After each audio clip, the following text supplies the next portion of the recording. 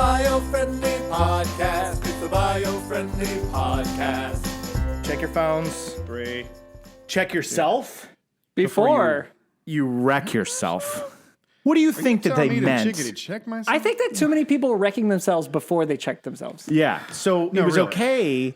That's the interesting thing about that song is that he's not saying don't wreck yourself. No, yeah. Like go right ahead and wreck yourself, Yeah, but yeah. you gotta But check Check yourself first. first. Oh, did you guys hear about the Great Reckoning?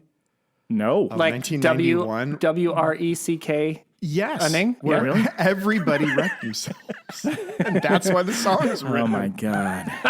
That's when the timeline split. That's when the timeline split. Was during the great. That's when the Berenstain Bears became the Reckoning. Berenstain Bears and everything all got Nelson changed. Mandela didn't die Nelson in prison. Mandela, it all was the Great Reckoning. Yeah. And only a few of us checked ourselves And before it. Yeah, that's right. And those of us who checked ourselves, We remember. we Remember the reckoning. We didn't wreck ourselves. I'm absolutely starting the podcast with that conversation. There's no way I'm not going to. So that was too good because right now, this episode should be airing around New Year's Eve. It is New Year's Eve. New Year's Eve? Eve is right now. It's New Year's Eve. Today is New Year's Eve. Today is New Year's Eve, and we are there, present. This is live. That's right. We're doing it live. Doing it live. But, Live to tape. Noel, Yeah. I'm excited about today, and I'm sure you are too. Oh, I am thrilled about today. I'm thrilled because we welcome on to the Biofriendly Podcast a good friend.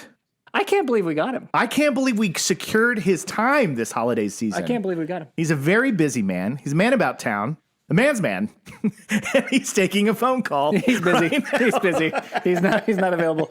All right, so we'll have him next time. Thanks again for joining us, Lindsay Buckingham. Thank you. Thank you again, Lindsay. Ladies and gentlemen, That's a good joke. Please welcome to the Biofriendly Podcast, Mr. Clayton. Cogswell. Yay! Snap. Oh, I'm so happy to see you, boys. Clayton Cogswell, director, writer, producer, genius. Yes. Genius of the month. all-around guy who pretends he knows what he's doing. All-around guy who pretends he knows what he's And doing. someone we reference on the show quite a bit. So for people Because who... he happens to be one of our best friends. He is. I mean, I would say definitely not our best friend. No. We don't He's- like him. He's at least just past the top 10. Barely made it. Barely made the cutoff. Obviously, Yeah. by this conversation, it's obvious to the audience that Next Clayton year, is clearly guys, not our best friend. I'm switching up for number 9. I'm coming in for number 9. No, Clayton, we're very fortunate and lucky to have. We only get to have him because it actually turns out that he is our best friend. Yes. we are. And so we called him Yeah. and said, we are doing a New Year's Eve show. And we think that we would like to review 2020. Yeah. That was the idea. That was the And we're idea. like, who would be the perfect person to come in and kind of wax nostalgic with the Biofriendly Podcast today? His one demand was, if we're going to wax nostalgic, that we have to have a glass of eggnog. And we all have our glasses of We eggnog. all have a glass of eggnog, do. and then we have to be able to really, enjoy this moment, to be Savor at the it. moment, savor it, to really relish it. So that's the What that's I figured the deal. was it's a family show, so why not It is. just not destroy our livers? Let's destroy our diabetes with Eggnog, melted ice cream. This is really good. Is this the So Jacob at Clayton's request bought some almond No, this is the lactate. lactate. The eggnog. lactate one. Yes. Let me tell you something. This has been known among the inner circles of eggnog because Okay. that's a thing. It's like, There you've got are. like Fight Club, and then you've got like Egg Club. Yeah. I belong to that club. The lactate, which is like you can drink it if you are lactose intolerant. Right. It's the best tasting stuff ever. It is delicious. It's really good. It is. Unbelievable. It's great. absurdly Melted good. Vanilla ice cream. It's It unbelievable. tasted like someone melted vanilla ice cream and put it in pinky up. Well done, sir. If there isn't an eggnog society, there needs to be one. Like I feel like should we start it? I think we should start it. I think that people will be like, well, what are your pastimes? Society What are of your Nog. hobbies? And you're like, well, we're at a eggnog society. We meet once a year. Yeah, there's got to be like a referential thing to like a head in there. Like it's the noggin. The noggin, right? The noggin. The noggin society. By the end of the show, we're gonna figure it We'll out. have We'll it. find it out. We'll put it in the tag and then it will disappear next episode. Immediately. Yes. Because any tags we come up with today are That's gone. it. Whatever tag happens today, it's over because we start over That's right. in the Yeah. new year. Yeah. So Clayton, how I we do give it. you permission to, if you'd like to add as many tags In to the fact, show as possible. Most Really? Are you people- serious? Yes. Most people have the option of leaving. You don't. You don't. You are actually every third we're gonna do it in threes. Yeah. And then you can either, if you remember a tag, say it, or if not, you can make one up. Yeah. That's how we're gonna end this show. I think That's that's great. outstanding. Oh, I'm so excited. You guys, by the way, you have no idea how exciting this is for me because I'm like listener from like day one, and Yes. I'm geeking out right now. Yes. Like I've not been very nervous about many things in the last couple of years, and now I'm actually really nervous. Yes. Good. Thanks for having me and making me poop myself. I You love it when you should poop be yourself. nervous. You should be nervous and you should poop yourself because we are a prestigious show. I don't know if you knew this, but we're award winning. We are award winning. We actually had the most hilarious. We went to an award show. It's virtual, yeah. but we went to and had to turn in our red carpet photos, which we took on our green screen here, and an acceptance speech, which I think we're going to publish, aren't we? Yeah, we should definitely publish the The acceptance speech. speech is a winner, I think. I don't want Yeah. to give too much away, but it's Yeah. a winner. But we were recognized and honored at a live award show, and it was pretty awesome. It was like it's a real deal. Yeah. Guys. And my goal for 2021 is I want like John Kerry to be talking about the Biofriendly podcast. That's my goal. Okay. I want Dude, him. that's a good That's my goal to plan. have, I yeah. want him to be like, "Hey, have you guys checked out this podcast, Biofriendly podcast?" The You can Biofriendly get John podcast. Kerry to sing the jingle. I will not rest until that happens. Let's do it. Why not? Let's get Life America's goals. new environmental czar That's to be yeah. a fan. He's our guy. And gosh, you guys, life goals. to Get him to that's sing it. a All song. right, let's do it. We're going for you, John. Forget it. But before we dig into 2021 and the things that we're going to do then, we're going to talk today about this year that has been getting a real bad rap, guys. I don't know if you've It has been getting a heard. bad rap. Would you like me to open up with why? Sure. For those of you listening to this New Year's Eve episode and you're wondering, why is everybody saying boo 2020? Boo. Noel, kick things off for us. All and right. Talk a little bit about it. So I'm just gonna. I've got a little list here. Okay. This is like the top 10 of like the best of. isn't Yeah. it? Yeah, Or this the is worst best. stuff. What I did is The best of the worst. I thought, and I normally don't, as we all know, I don't normally research. Not that I not research, I usually don't know what the heck we're going to talk about. No. But this was a very rare occasion where I found, first of all, Jacob says Clayton's going to be on the show. So I just, I pooped my pants, not out of nerves, but out of excitement. Yes. Good. Good. And then I thought, what are we talking about? I had to know. And then they said, we're going to recap Yeah. 2020. And I thought, holy Moly. moly. Don't make me bleep more. Don't bleep me.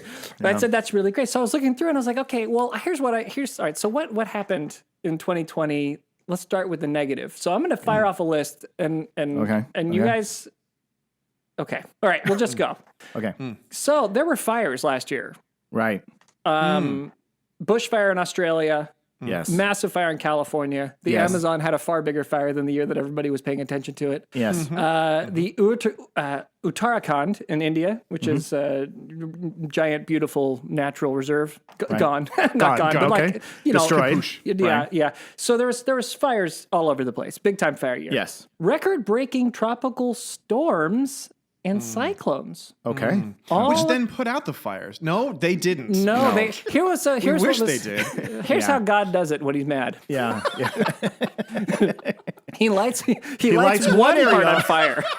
I will just watch everybody in the world. He lights one part on fire and then he floods a different area. Right. Now, but let's not confuse the multiple tropical storms and cyclones that happened all over. Not just, and we think about in the U.S. We think Yeah. about what happens in the Gulf, but they were throughout the Pacific, throughout the Atlantic, in the Indian Ocean, in like every sea. I think they were everywhere. It was absurd. A lot of storms this year. But there were also record flash floods. Okay, record. Yes. Okay, we're in breaking both records. Indonesia and India. Okay. They did Yes. it, guys. They always wanted to have a gold record, And and they- they got it. And they did it. They Yeah. did it. Gold record of flashbacks. The worst volcano in 45 years in the Philippines, the Taal volcano. Right? That's right. Oh, All right. about that one. There were 45 major earthquakes.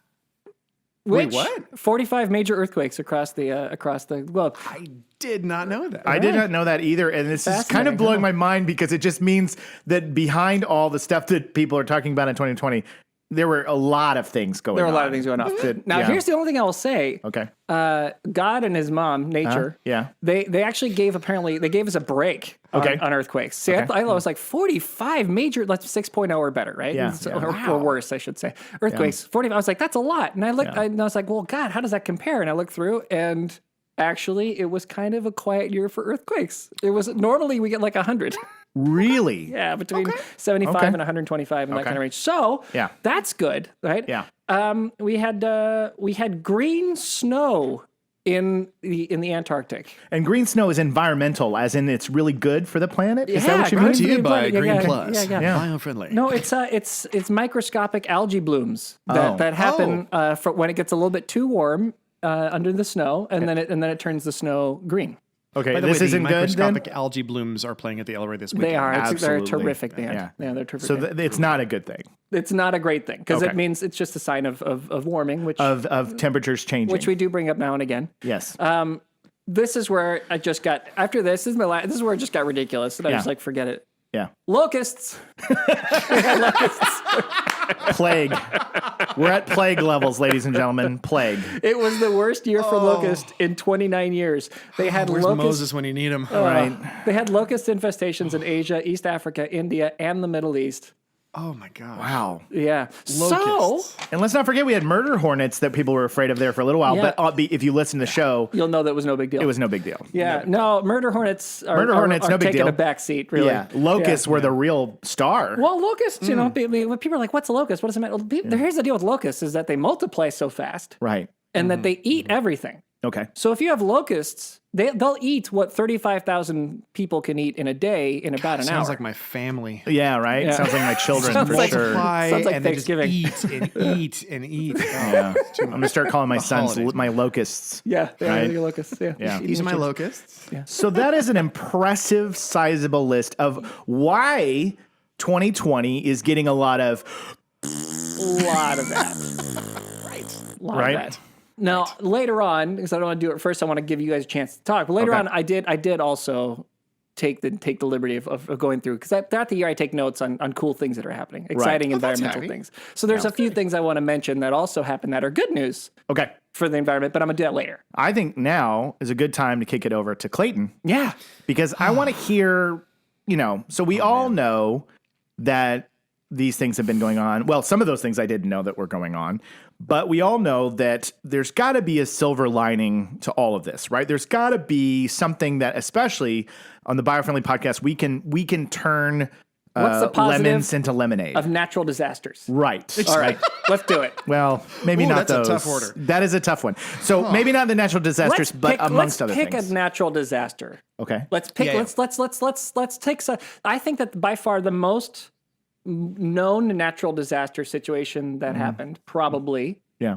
if you're going to take like one isolated one, because there's like a lot happening, right? But Right. the one isolated one, you'd probably, I would say, the Australian bushfires. Absolutely. Maybe? That was a Right? big one. Because that kind of kicked the year off. Yeah, yeah. That did. kicked it off. It was going in 2019 and it was continued into 2020. Right. Yeah. Right. Yeah. So, correct. So their positives actually did come out of the There are. the Australian I have bushfires. some. Yeah, don't knock it out of the Okay. park, man. All right. Yeah, all right. yeah, So go. Clayton, before we go on to you, No, this is I need some good news right now. Okay. After hearing Okay. that list. I have 10 positive environmental stories from the Australia bushfires. Now, Okay, I'm not 10. going to go through all 10. Okay, just 'Cause to hit the highlights. I'm going to do best the stuff. ones that I thought were really cool. Yes. Okay? Yeah. The wildfires the eggnog is We had making Wi-Fi. the Wi-Fi.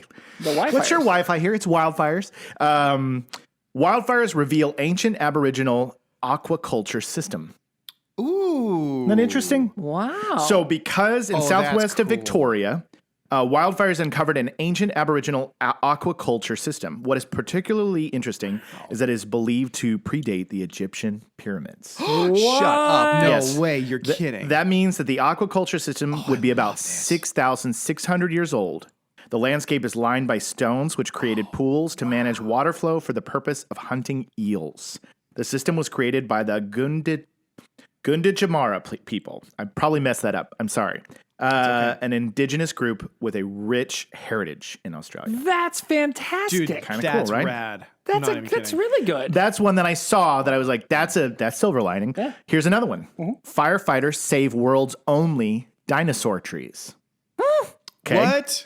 You read that right. Dinosaur trees. Among the many What? fires in Australia was the Gospers Mountain Fire located in Wollemi National Park, which burned 512,000 hectares of land before the fire was contained within the last several days. Specialist firefighters worked tirelessly from the ground and the air in an effort to save the world's last Wollemi pines, also known as the dinosaur trees. Because their existence dates back to prehistoric times, firefighters used water-bombing helicopters to reach a cluster of the 200 pines within a gorge and were successful in saving the trees. Okay, that's super cool. Right? So that's another one. And then I'll do... we could do an entire podcast on what they're going Totally. to do we need to get those trees in more places. We Yeah. need to find we need to expand that. Come Yeah. on. Yeah. Dinosaur trees exist? Kidding Yeah. me? And then Could you imagine the sap that's in those? Jurassic Park time. totally. I'm in. Understand. And then the last one I'll do, which is just kind of cute. Thousands of carrots and sweet potatoes dropped for wallabies. Oh. So Oh, I mean, the wallabies basically, were burned to a crisp, but at least they dropped. No. These were the ones that survived. It said, in an effort to assist affected wildlife, New South Wales officials airdropped over 4,000 pounds of vegetables. I thought Yeah. they were dropping from trees. They were dropping from the trees. Yeah, no, they airdropped it and they helped those wallabies survive and eat and get through the whole fire. So there were many more stories. So if you're hungry It was also a wildfire stories. really wonderful example of how people come together. can come together if you care. I mean, that was a conservationist nightmare, truly. Totally. Oh my gosh. I mean, totally. because you had so much life that doesn't exist anywhere else that was in direct immediate danger, and people really came together to figure it out. They saved a lot of animals. They saved a lot of plant life, as you can see, dinosaur trees. I mean, it was pretty remarkable Herculean effort. Yeah. And actually, I would say if you look through this list of disasters, that is one thing that was pretty consistent throughout. Like even the floods in the U.S. and that we saw, but everywhere else, you'd see that there was together. help. Yeah. People were like, I know it's crazy out there. I know there's COVID out there. I know the world is nuts, but we're helping people. Yeah. It was pretty cool to see the mobilization of humanity to help through what appears to have been the worst natural disaster year On record. Probably, because it's like everything was the worst, except for earthquakes. Yeah. Earthquakes took a siesta. Like you'll have worse years, and there have been worse years for all of these things. But to have them all be bad at the same time is really something. Yeah. It really is. Quite an accomplishment. It was America, quite a year. world. Absolutely. But that was my uplifting stories that came out of Australia. Now we're going to kick it over to Clayton. And we're going to hear his insight here. Well, Do you have anything to bring you want to talk about for 2020? For 20, well, here's the thing. I was really thinking. By the way, I think I know why you guys had me on the show today, because my whole entire life I've always been known as an optimist. Yes, you are. This is true. You are an optimist. So the idea of like what I mean, this has been a year, honestly, and I love watching like all of the funny commercials and all this stuff of like people like making fun of 2020 and like it's the worst year on record, right? And it's. I don't know if I agree with that. Well, it's not. It's bad, but it's not for sure. Bad. Yeah. But it's also an interesting. Okay, so all right. For the last week, I've been in my head of like, oh my gosh, I'm going to be on the Biofriendly podcast. Holy smokes! Good. I'm like, I got to find and research all the good stuff to happen. I'm like, gosh, oh my gosh! And then suddenly, I'm not even kidding. This morning, my brain went. And it got it. Bruce Willis was dead the whole time. Oh, spoiler alert. There was like something. He's talking about Die Hard. In case you're wondering, Die Hard. In Die Hard, Bruce Willis is dead the whole time. He was a ghost. It was his last thoughts as he just went off to heaven, was saving his wife in the Nakatomi Tower. But I had this weird thought this morning, and it all kind of is this kind of beautiful metaphorical thing. Now, here's the thing. Okay, I'm going to say a very bold statement. Okay, break it in. Not the worst year. Yeah. Okay? Whoa. It was not the best year. Right. It was not the worst year. I mean, there have been other years. Right. Like 1347, 60% of Europeans' population was taken out by the bubonic plague. Right? Sure. Oh. That was a 60% worse of your families. That was a rough go. That was a rough go. Yeah. In like 550 AD or whatever, a volcano exploded and stopped the sun, and then it killed most of everything. And then it all got better. That was a bad year. Yeah. 1938 to 1945. We don't even have to talk about that because you know that's 75 You million know people that's a bad one. Yeah. That's all. Yes. So is this the Well, word? No, to it's clarify not the for people who don't know, because I honestly, it's hard to believe, Yes. but there are people who don't know when World War II occurred. Yeah. Right, I'm 1938. That was that when was World War II. that was 1945. World War II and the depression that helped in the case of the U.S. to get us And involved in it. 38 started in Europe, and then it just went on. And Yes, sir. It was an awful thing. So, it was bad. Yes, it was one of the worst ever. It was everybody on Earth at war. Yeah. That's right. Yeah. On Earth. Yeah. Awful. So my point for this is, 2020, obviously not the worst year. Okay, No, obviously. I think that it's goes without not in the top 20. Not in the top 30, probably. Strangely enough. Not in we history. thought that 2016 was bad, by the way, when like David Bowie died, And Prince died. and Prince died, And Carrie Fisher and George Michael. I know. and China, the wrestler, died, and we all lost our minds. Everybody did back in 2016. It's so true. And you know what? And this Perspective, is man. this is not to say that it wasn't a bad year and that this year wasn't a bad year. It was it was a bad year. It was a very hard year. Yeah. Yeah, but go ahead. Yeah, go ahead. No, but it was just just that perspective of kind of like, oh, okay, gotcha. But here's what I find is very fascinating about 2020. And I think you could not have written it if you were the greatest playwright on earth. Okay. Right. This is where it kind of goes into my brain of like, wow, it all makes sense. Okay. Okay. So put your woo-woo hats on. Okay. Okay. Here we go. I'm ready. We're going. I'm going to get We're the going. aluminum Strap foil those out. woo-woo hats on. Fastened. Yep. All right. I think this is the most metaphoric year of all time. Okay. Oh. And here's why. Like you said, Noli, 2020 began with a wildfire. Yes. Yeah. Okay. I remember when I was a little boy, I firsthand experienced a forest fire. Okay. I was a little boy. Wow. My family had this wonderful tiny little log cabin in the woods in Sierra Nevada. Okay. Right.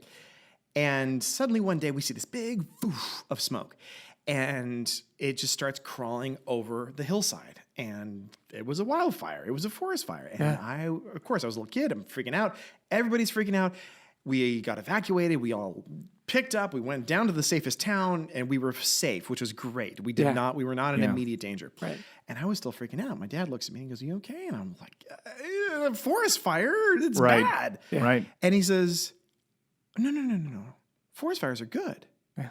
And I went, okay, that's How could that be? Dad, How? that is awful. How can you say that? Right. Like that's our cabin. Those are the birdies and those are the chipmunks and the bears. What are they going to do? I mean, the whole thing, the forest is burning. He goes, okay, think about it a little bit more globally. Okay, try this on for size. The forest grows and it grows and it grows and it grows and it grows and it grows. Yeah. And if it overgrows, it starts to die. No new life can form if it's completely overgrown. Right. Right? So we go, oh no, a forest fire, right? Right.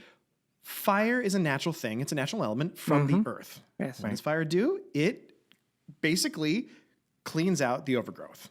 Okay? Yeah. So that is a healthy forest, is something that is able to be cleaned out, and all the new growth and vegetation, all that other stuff, it all goes through. It's an awful thing to think about, destruction being a good thing, but in the grand overall.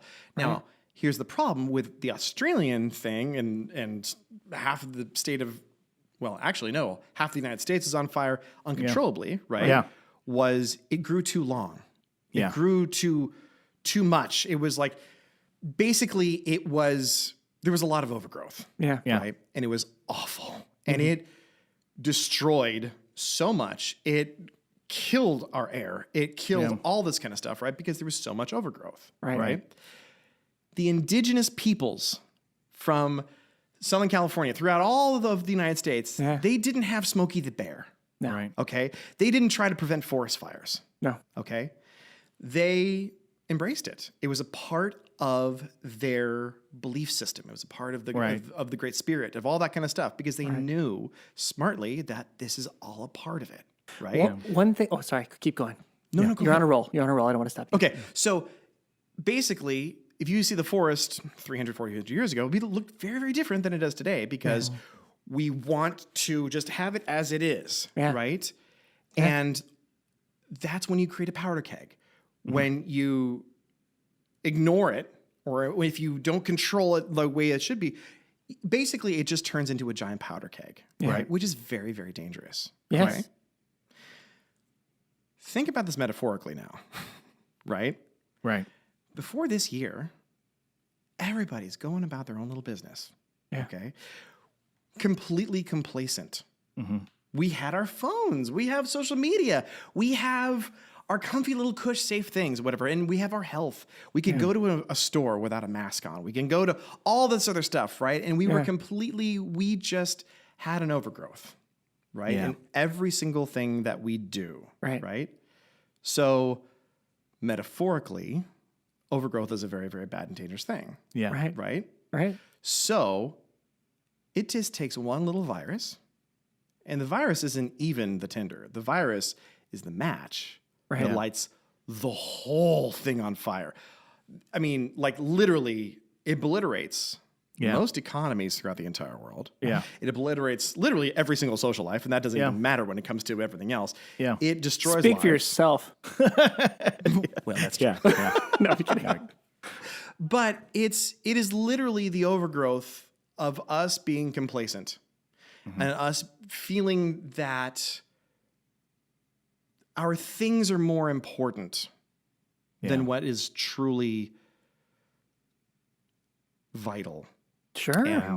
And all of that stuff. And I think what this year has done is it started with a forest fire.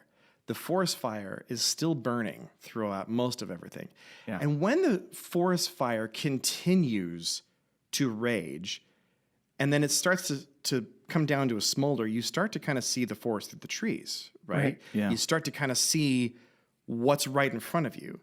Right. And through that, then you suddenly start to see the things that you wish you didn't see. You wish you would see the things that have always been there. Right. Yeah. Like the racism that pervades throughout society. Sure. Yeah. Right? Yeah. So we're literally, I don't know, this is very metaphoric and very, very woo-woo, but at the end of the day, I love it. this thing, the forest fire started it, right? Yeah. Coronavirus and COVID-19 have obliterated most of everything. Yeah. And through that tension and through that heat and through all of that other stuff and people losing their minds over the little lives that they've built for themselves, then suddenly you see like what's underneath the whole entire thing. And you go, holy smokes, I see what this whole entire thing is based on and I don't like it. Yeah. Right? Yeah. So out of anything that I could kind of pull about what's good, and I could, now here's the deal. John Krasinski did a great job in the Good News Network and all that kind of stuff. And I could pull like 50 billion other things saying like, oh, this is great. I'm so proud of everybody. I'm proud of freaking everybody, right? Yeah. But to take a big giant step back and actually look at 2020 of kind of like the year of the forest fire, where we have gotten our infrastructure and the fakery burned away. Yeah. We have found the essential, basically. Yeah. This year. Yeah, that's a good way of looking at it. It's like, hell, I know what my priorities are now. Yeah. Last year at this time, I was kind of like, oh, the holidays, oh boy, and I'm just, got to go to work, and then suddenly all this stuff is taken away. Yeah. And it just gives you a second of being grateful for everybody that in your life that is healthy, that has survived. Mm-hmm. The fact that, it's hard for most people out there who cannot make ends meet, right? With the economy and with everything. But what you can have is that much sweeter.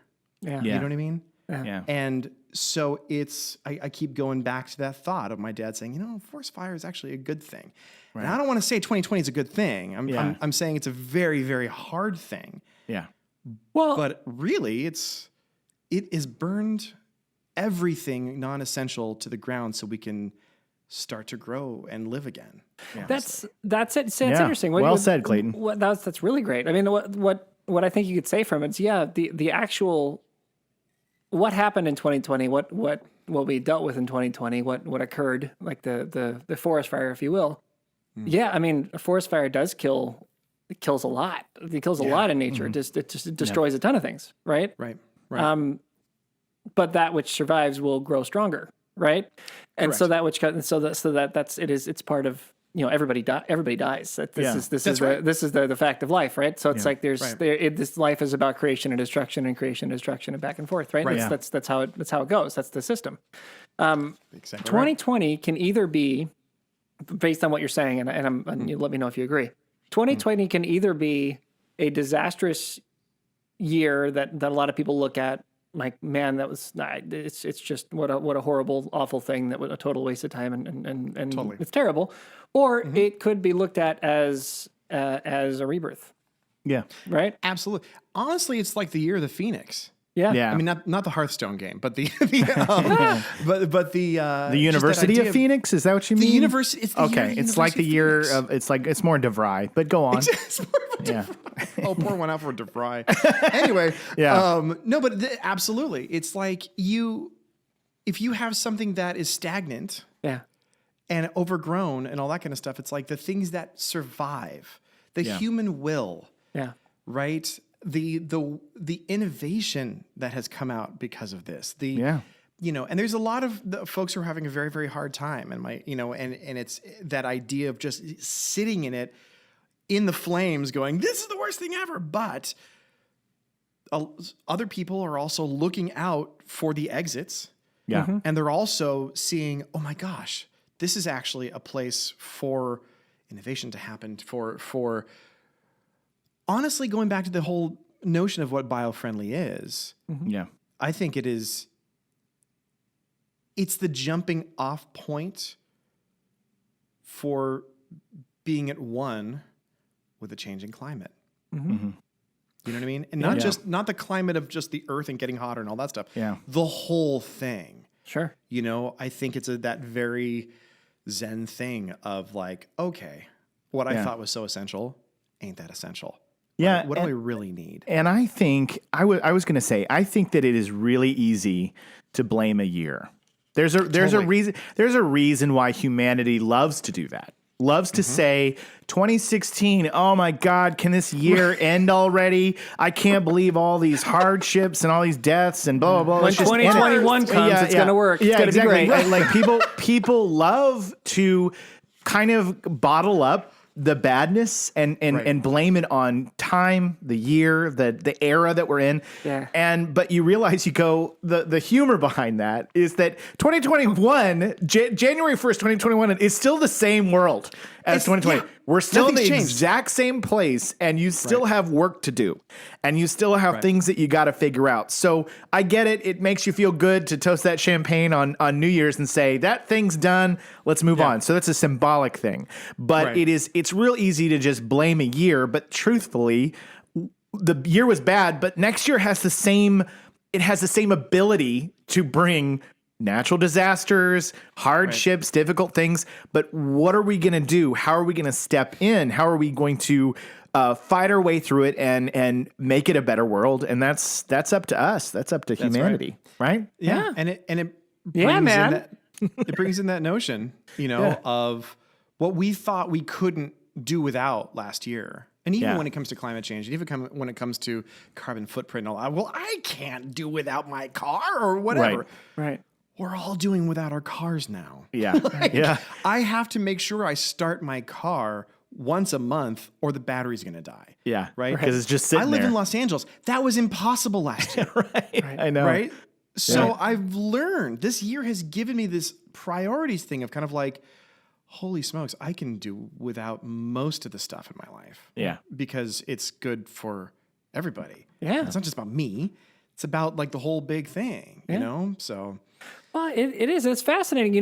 Back to your wildfire analogy, you're talking about native tribes and what they would like, how they would, like they weren't worried about forest fires and how they'd let them happen, whatever else. But something that you did find with native tribes was that they understood the importance of like clearing brush, right? Yeah. Of like keeping Totally. So like there was some basic forest management things like that were done, and I'm interested to see if we then, because this has been I think a shot in the arm for man and womankind, humankind. Yes, That's the word. Yeah. Thank you. Humankind, to evaluate and look at how we do things and how do you maintain a sustainable life so that you don't have this happen again. So you don't have this kind of thing happen again. Yeah. And it's interesting. You talk about how it's, this wasn't in the top 30, probably not the top 50 worst years ever. Yeah. Right? No. Right. But that actually, that tells you what kind of leads up to the problem, right? Is that when things are so good, you don't really necessarily realize what a problem is. Yeah, totally. That's exactly right. Like that's, and I think that perspective. It's a bit of perspective. It's like, this was a tough, it certainly was a tough year. Being in the top 100 of bad years means it was a bad year. Yeah. Right? Like I'm not saying it was a good year. Well, it was a bad year. It was terrible. And for people who hadn't experienced this kind of difficulty, which I think a lot of humankind hasn't in a very long time. Right. It was kind of like, it felt even worse. Yeah, it felt harder, Yeah, and I think that's also part of what opens up some wounds and exposes some stuff and makes people realize things, Absolutely. And that's okay. Yeah. And going to that, going to your point about, the forest management and learning how to do the right thing at the right time and clearing at this certain time, whatever, and not fighting, it's a very, I don't know. I find such great solace in the idea of, well, it's like, okay, so it's like that Bruce Lee quote. I'm going to quote Bruce Lee. You have to. Do it. Because here's the deal, like thinking about how hard we fight the forest fires, how hard we fight, fire in general, how hard we fight all this other stuff, right? Right. If we went back a few thousand years, a couple hundred years, when the indigenous peoples were doing controlled burns for their ceremonies and all that kind of stuff. It was like they embraced fire, right? It's a very stop fighting kind of a mentality, right? Yeah. Go with what is natural. Go with what is there. It's a very Taoist kind of a thing, right? So I have this little quote I'm going to read to you. Ooh. I love this. And actually I saw this on a commercial a couple of years ago, and I thought, that's freaking brilliant. Taco Bell. Sorry? It says, drop the chalupa. Yeah. No. Empty your mind.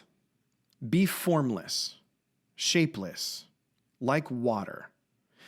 If you put water into a cup, it becomes the cup. You put water into a bottle, it becomes the bottle. If you put it in a teapot, it becomes the teapot. Water can flow or it can crash. So be water. And so I think that's what this year has kind of taught me was if I fight, or if I try to, I'm going to hold on to what I hold so dear, I'm going to collapse, right? Yeah. But those that adapt, it's like what Darwin said, like the people the strongest of the species or the most intelligent of the species aren't the ones that are going to survive. It's the ones that will be able to embrace and adapt to change that will survive. Yeah. And I think that's what this year has done for us. And the same thing with the forest fires. It's like, let parts of it burn. That's okay. You're not going to get a powder keg, right? Yeah. Or whatever. And with our businesses, we believe in big, giant economies and all that kind of stuff. But of course, it just takes one little, tiny, eensy-weensy little coronavirus to make the whole freaking thing collapse. Right. Right?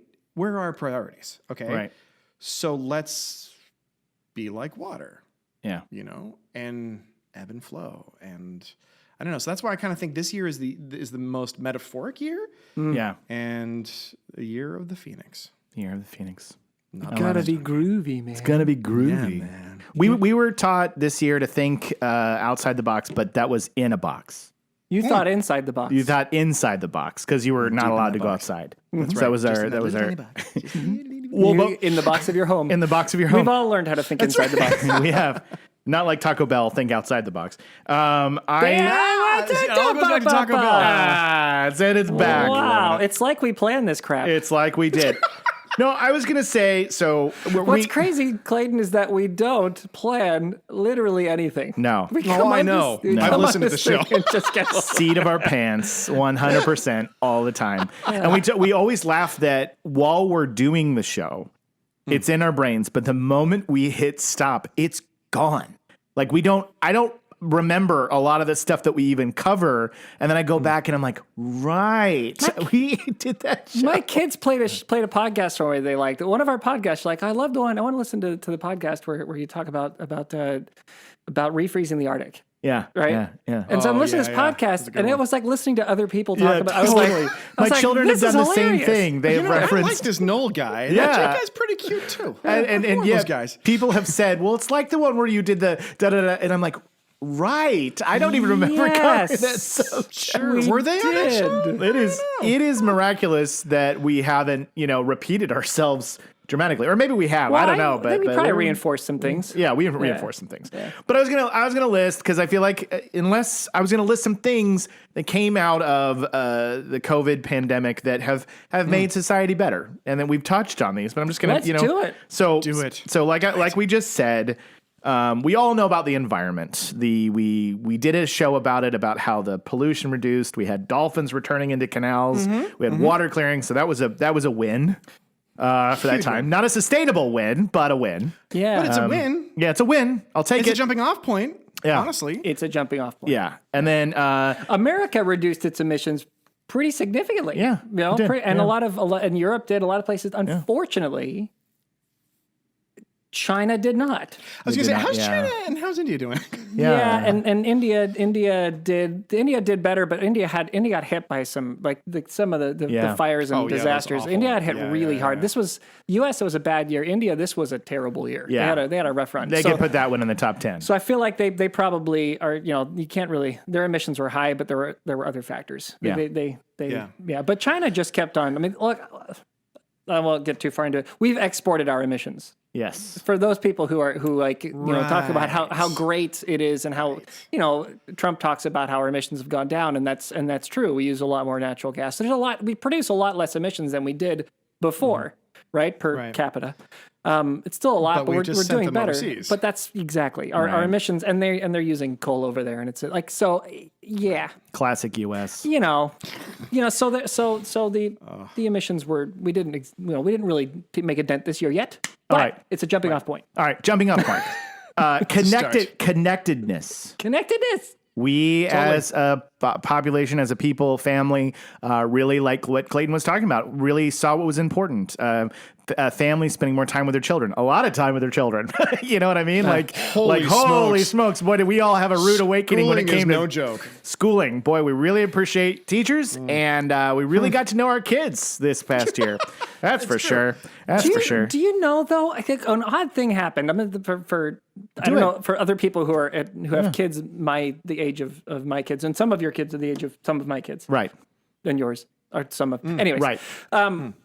So my kids got old. I now have a high schooler. Right. And so... Oh, you do not. I do. High school. I do. I've got a high schooler. So she and he both, like, because it's become the age of, like, you Zoom and you do meet, like, they are better, obviously, because young people are always better at tech than grown-ups, right? Yeah. So they just, they cracked it, they worked it out, and then they just they now see their friends every day.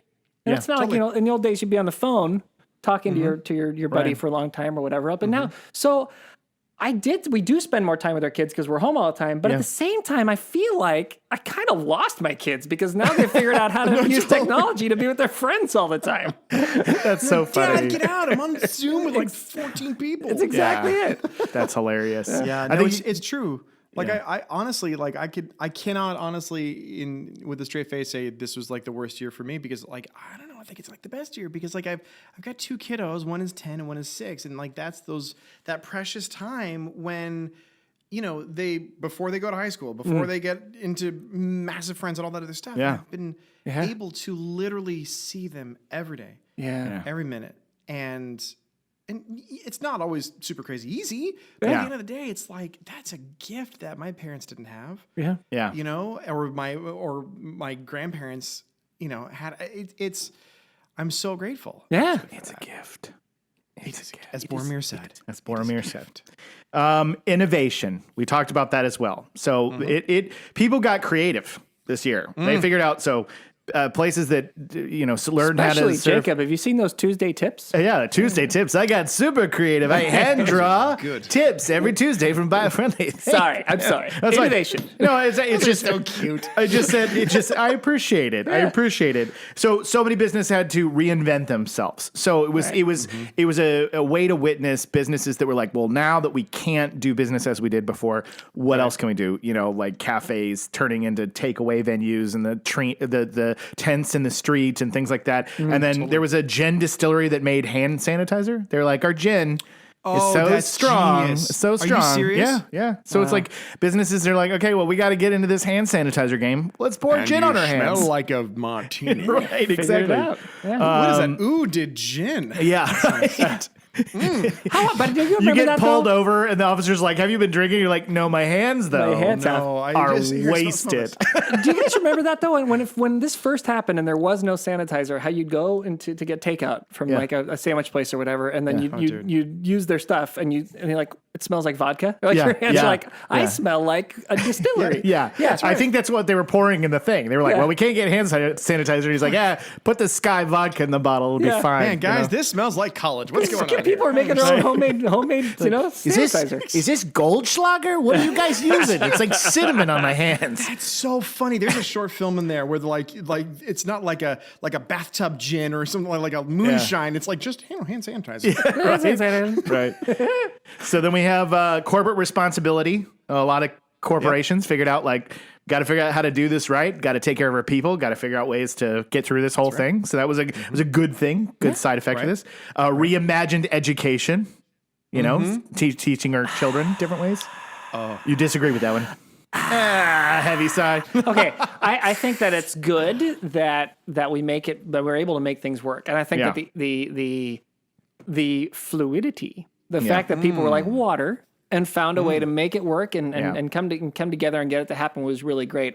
I think that people do need to be near each other, particularly young people. I think there's a social aspect to school and just being in school, apart from any of the education that human beings need, particularly at that age where there's things that kids will say to each other and do to each other, and you'll learn stuff socially about how you want to treat others. And how things should go that you just don't really learn when you're in the safety of your home. Sure. You know? So I do agree. Though, it was great, but I think that we got to get these kids back to school. We got to get them back to school. We do, but to an extent, however, because there's also a flip side to that as well. Yeah. Okay. Which is like too much. Again, it's like anything in excess is very unhealthy, right? Right. Too much of all that stuff with all the socialization, and like when you've got, it could also be a nightmare. Yeah. Right. If you've got a child who is completely struggling in school, who who's basically bullied beyond belief or whatever, but nobody sees the warning signs. Lost in the shuffle. Lost in the shuffle. So it depends. It's a balancing act where it's like, and by the way, I'm not disagreeing but the only with you that they get it back to school. The only thing I'll say about that though is right now one of the biggest problems they're having in schools is kids just aren't logging in at all. Right, they're not showing up. They're just that is also a problem. They're just not there. Yeah, there's an issue with we could spend a podcast on education and the struggles you have in education because the fact of the matter is kids do slip through the cracks and it's a disaster when that happens and that kids don't learn because they're not they haven't got the support you need to get that done and we haven't solved those problems and we could but it's got to be confronted a little better than we do. Yeah, that's right. But I'm also the jerk off who said we should just put our military budget into education. Which, by the way, that's not a bad idea. I think it's a great idea. It's a pretty good idea. That makes you a good guy, I think. Oh man. Well, I got one for you guys. Okay. One thing that is huge, and you two know me very well. The audience does not know me very well. Is the amount of people going back to the country. Yeah. Okay. Yeah. So nature. Return to nature. Oh my gosh, I am the biggest fan of, and I've been obsessed with for a couple years now, the idea of homesteading. Right? Now, homesteading also has a bad connotation because it was when we stole the indigenous people's lands in the Oklahoma land grab. Yeah. But the common known thing of homesteading today is basically going to a place, a small plot of land, and living completely sustainably, right? Yes. Where you generate your own energy. You've got your own well, or you've got your rainwater catchments, or you've got your, your home is no longer a consumer. Right. It's a producer. You're literally living at zero. But I think... And it's impossible to live at zero, but you're close, right? Yeah. And people have been actually, because of this crazy pandemic and all that kind of stuff, like look at New York City and Chicago and all the major metropolitan areas, people are moving out to the country more. Yeah. And they are now if you look up on YouTube homesteading or look up anywhere, it's now like this big, oh yeah, we could do that. Right. And then so I think that's it's a silver lining for sure. Right? Yeah, but it's interesting. You talked about the bad side of homesteading, right? I think that the negatives of taking someone else's space. I think that comes from almost a let's call it a pre-2020 frame of mind, right? Like an earlier frame of living that was not the indigenous way of living. See, in Europe, it was conquer or be conquered, right? It was that way for thousands of years, and in Egypt, manifest destiny. I mean, you the winners won. You get the place because you won, because you took it, because you were stronger, and that battle is that's what happened. That's how America became America, is because of that attitude, that European attitude of conquer or be conquered, right? Yeah. But that wasn't the indigenous attitude. The indigenous attitude was one with the land, live with the land, be one with nature, be one with all of it, become harmonious. Yeah. And right now, it is becoming a lot more popular, particularly with these homesteaders you're talking about, to be one with the land, right? It's the difference between are we pilgrims or are we Jamestown, right? And that's like the beginning. The founders of this country, like when this whole began, those are the two kind of. That's where it was founded. You have Jamestown, which is classic European. Let's jump in. Let's industrialize. Let's take this place over. Let's make a great big city. Let's do it that way. And then you've got the Pilgrims, which was we literally just want to survive. We want a better land, a better place. And they made a 50-year accord with the local. The local indigenous people, and it stood up, and they had Thanksgiving, and it was like and it was living with each other and in the land and together, and they were friends. Yeah. Right. Like there's no, if you had the attitude back then of, can I use some space here to have a homestead, and then you work with the locals, they'd probably be like, well, we're using this space, so don't put it there, but if you do it there, I'm sure it'll be fine. And then you become one, then it wouldn't have been such a big deal, and this would just be a great big, place like it used to be. Been peaceful. Right. Way. Right. So not always peaceful. It wouldn't have been, I mean, nothing is peaceful. There's no such thing as like true peace. But sure, but you communicate. You handle problems. You handle your problems differently. So, I think that the positive of what you're talking about is that people do have a different frame of mind now. I think that people do go into this, as you said, with the idea of how can I do this sustainably? How can I? And you actually can. You can not only be totally at a zero carbon emission, you can have a positive effect on emissions if you live your life properly. Yeah, you can you can do it the other way, and that's a lot of times, like a lot of these corporations, their plans depend upon the fact that they're doing so much positive that they're outweighing their negative, which. I have arguments against doing it that way for other reasons, but that's the way people could live. That's a trap. Don't call in, people. Yeah, don't call. Not right now. I thought you were not going to have any calls. We're in the middle. We're in the middle. I hear all this stuff over there. I know. Sorry. Podcast. No, but it's interesting because like you've got I find it fascinating how if only it would have been like more like the Pilgrims, less like Jamestown back in the day, but then suddenly now we're kind of at a crossroads where we can still make those decisions. Yeah. Right. Yeah. It isn't the sins of the fathers do get visited on the children or whatever it is, right? Sure. But at the end of the day, we are also fathers and mothers and daughters and sons. And it's like every single day we have that opportunity to make the decision to go, less guns, more communication. Yeah. Well, in the end, right, you have the sins of the father. It's like, you are. I mean, we all live with the sins of the father. Every one on earth lives with that, right? Yeah. Mm-hmm. And it all comes down to but we also live with the benefits of the father. Yeah. Right? There's so much that you get from what was passed down to you that is an advantage. And the question is, do you want to take responsibility for the negatives and flip it so that you can give more positives to the next one or not? Yeah. Right? That's right. Because at some point, maybe you didn't do the thing, but the thing happened and someone has to fix it. Right. And for every single time there's a good human being that goes, I'm going to fix this. Yeah. And they do, and it's amazing. Then their kid is going to go, yeah, dad was a jerk. So I flip it to the other end. And thus is humanity. Thus is back life. And forth, it's the ebb and flow. And the yang. It's the ones and the zeros. It's the on. At the start of the show, I was going to abandon my children, but I've changed my mind. You guys have really put things into perspective. Originally, I was going to wrap the show and then just drive into the horizon, but this guy... You're going to get a pack of cigarettes? I'm going to go get a pack of cigarettes, and I'm going to go home.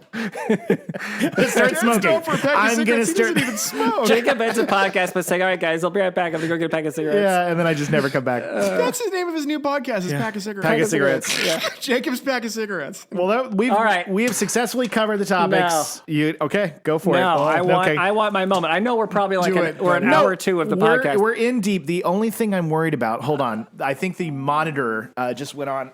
So hold on, let me fix this. The monitor? We may or may not be recording. We are recording, huh? So we are recording. Well, so does that mean we're an hour or two? We are an hour in, pretty much. Wow, we are breaking records. We are breaking records. It's a New Year's special. I did it. I knew I could change. I think the only thing I'm worried about is the battery power of my laptop. So we just have to be mindful of maybe. Do you think you can do it in 10 minutes? Oh yeah, you bet your bippy. Okay. Well, here's the deal. Do you want to hit save right now on your GarageBand before it actually dies? That's and true. And then you lose the whole thing? Well, wait a second. Can I hit save while it's recording? This may be an intermission. No, you gotta hit stop. This may be an intermission of the podcast. A brief. To you, it will just look like things stopped and then started. Okay. With almost no break. While you guys hit the pause button. And then when we come back, Clayton will still be singing, and it'll be like it never happened. Okay, here we go. The movies were speaking, the market was peaking, we lived off the fat of the land. But a banquet was ending, a plague was descending, the day of the locust at hand. We're back. Okay, sorry. Hi, everybody. Okay. All right, Well Noel's going done. to take us home. Well done, sir. Well done. So it's like it never happened. It's like it never happened. Okay, I just wanted to jot down. There's more than this. There's more than this, but there were a few things that I thought were interesting and worth mentioning as some positives for the environment. Okay. That happened this year that were pretty great. Let's hear them. Okay. One of my favorites, as we all know, if you're listening to the show, you know that I'm a big fan of the Great Coral Barrier Reefs. Yes, and coral reefs. Mm-hmm. There were two It's like you guys have worked together before. I knew he was going to say coral reefs. That is something he's very passionate about. I am passionate about. There are two things that happened this year that are so exciting about. And I'm going to write in the new year, because I'm now writing for Biofriendly Planet. I'll write a little news update on this because it's so exciting. Yes.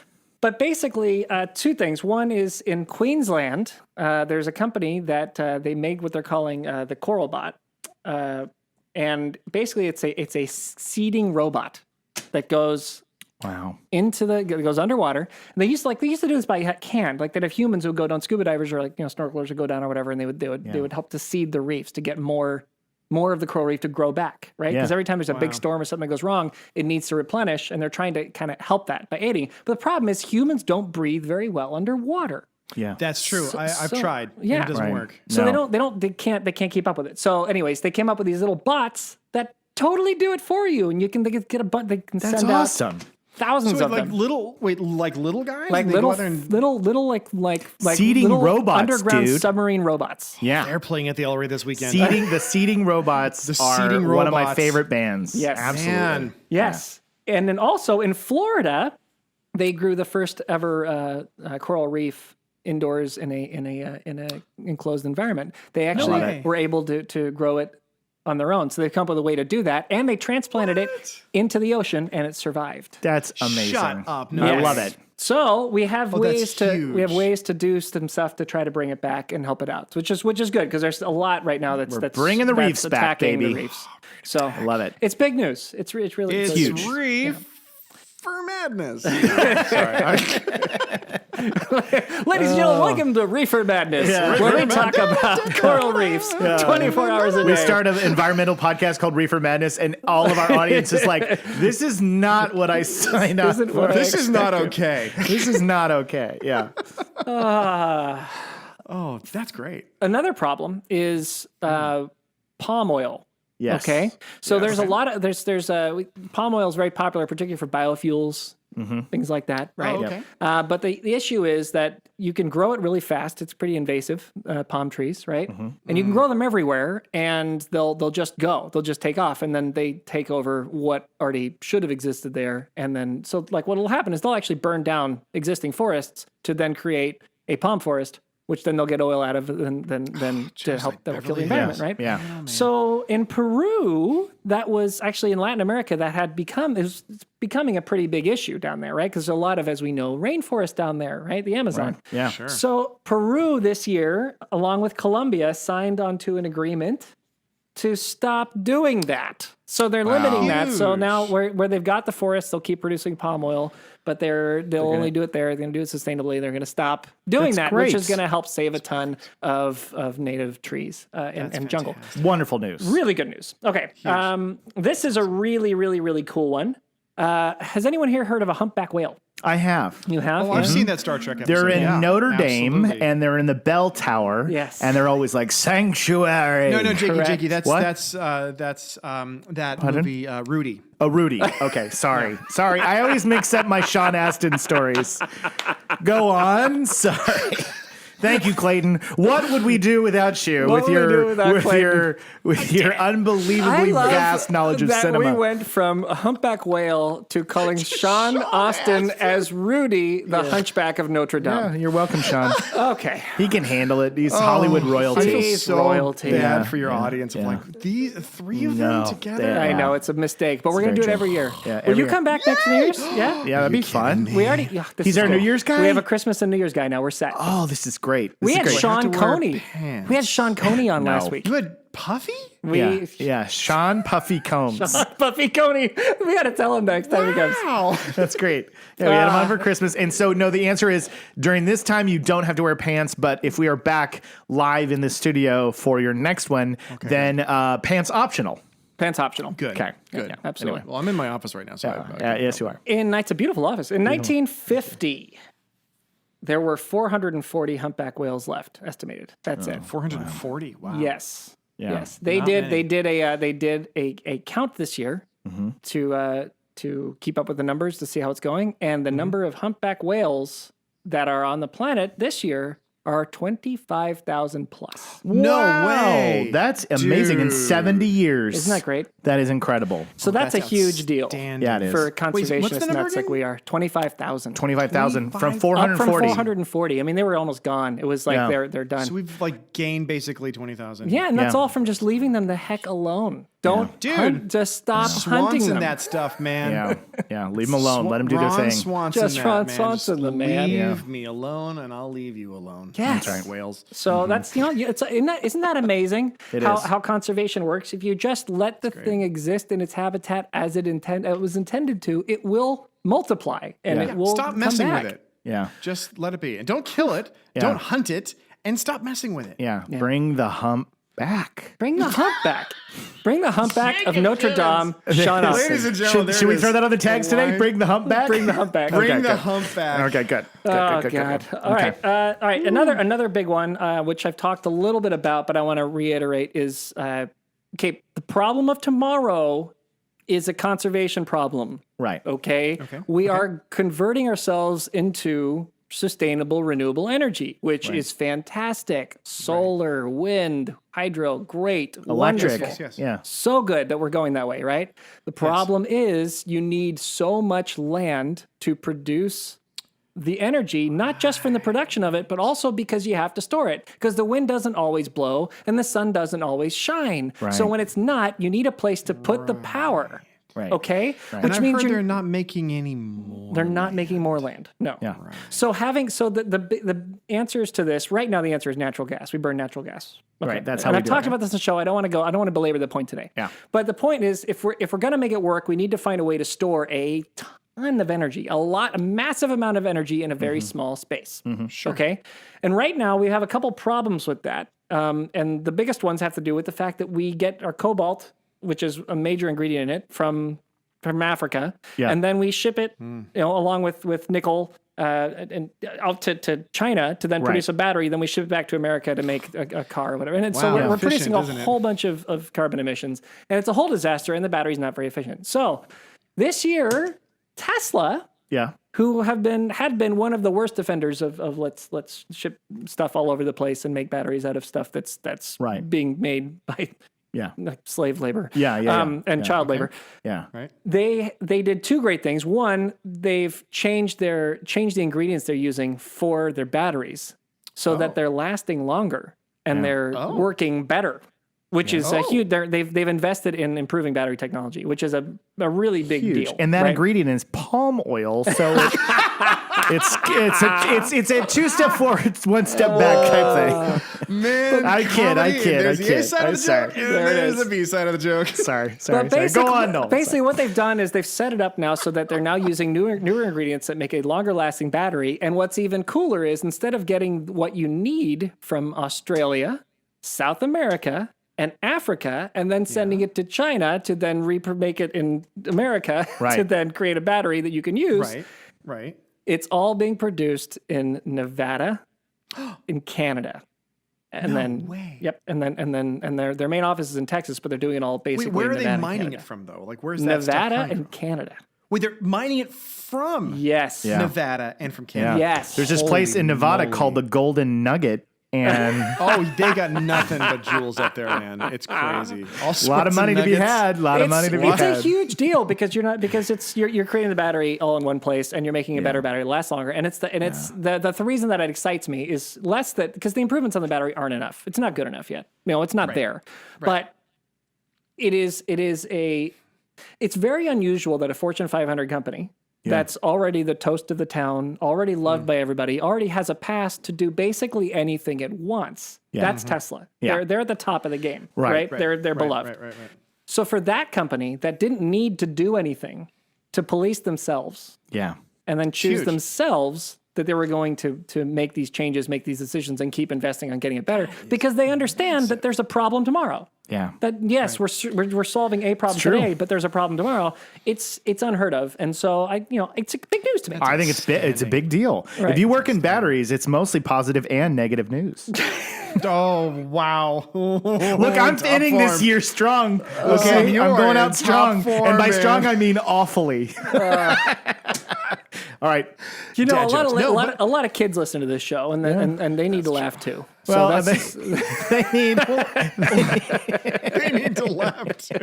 They need somebody telling jokes at their level. At their level. Yes. Anyway. Oh my gosh. So that's huge. One. So it's when great are they news. going to start that? By the way, I need to done. That is done. They made the announcement done. after they had done it. Yeah. So September. See, okay, love me some Tesla because that's the way to do it. It's promise it and then be like, wait, but it might take us 40 years. Jacob and I have gone into many times in the show about promises that mean absolutely nothing. The companies that say by 2030, and you go, yeah, but how are you going to get there? And they're like, we literally don't know. We have no plan, but we know we have to. Yeah. It's like, but the fact that they did this in secret, found the mining in our own backyard, created the jobs, did all this other stuff, which cut down all that other emissions. Yeah. And then said, oh yeah, by the way, it's what we already did. And then they had a big old event and they announced it and it was rad. And it was like, holy. The coolest. Oh man. All right, last one. This is my favorite. It's kind of anticlimactic after the Tesla one, but it's my favorite. Okay. Bring it. So another problem with renewable energy, wind energy in particular, and I'll be writing an article on this as well. Okay. Wind energy is really clean, really terrific, and a lot more efficient than solar energy. You can get more power out of it.